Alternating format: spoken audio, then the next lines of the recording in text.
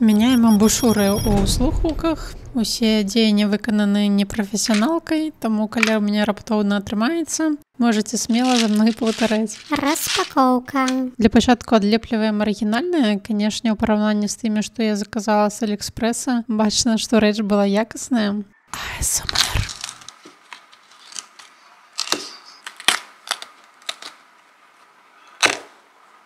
І так 2 разы.